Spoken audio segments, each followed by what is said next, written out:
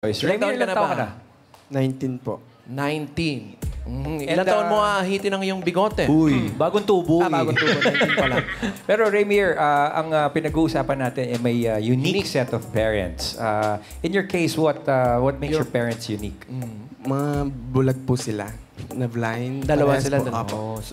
Visually impaired sila. Apo, parehas po. Saan sila nagkakilala? Sa cellphone po. Ha? Oh. Teka lang. Uy! Ano?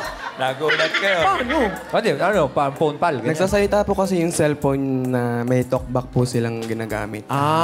Okay. Pero Rainier... picture, oh. Right. Ayun. Ayun. Yung baby na yun? Kapatid ko po. Layo ng agwat. Oh, Rainier, si Mami at si Daddy, yung kanilang pagiging visually impaired, ano ba yun? Inborn ba yun? Or yung... Kasakit or what? Yung mama ko po, bali premature po siya, kulang po siya sa buwan.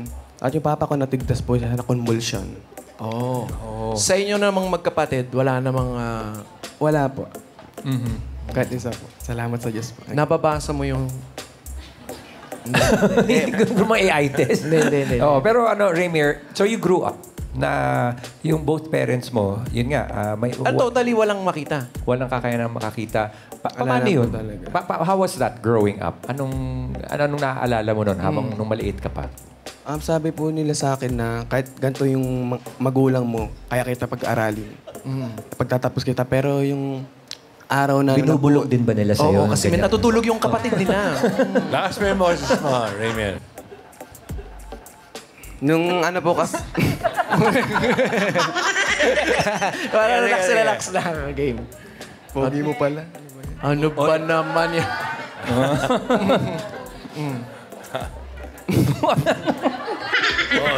Sige. Sige, dito. Nung bata. Nung bata. Yung bata po kasi, nung bata po ako, palagi po nila akong...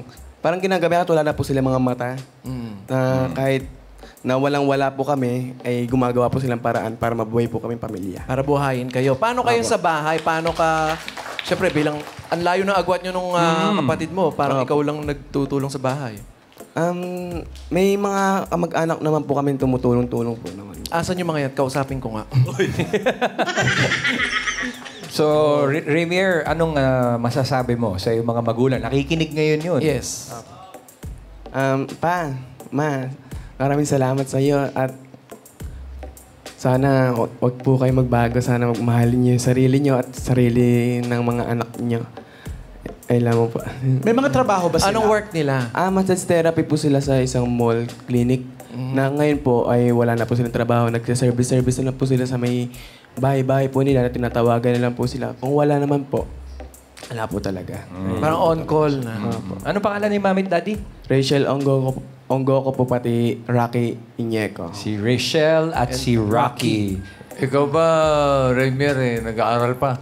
Po, kaka-enroll lang po. Anong year ka na? Senior high po kasi po nabalik po ako sa pag-aaral. Parang nag-stop. Nahinto? Ba't nahinto? Nag-work po ako sa isang company. Okay. Alright, pagpatuloy yung pag-aaral mo dahil tsaka pag-aalaga sa iyong parents. Alright. Shout out. Mami Rachel and Daddy Rocky, shout out sa inyo. Sa kapatid mo.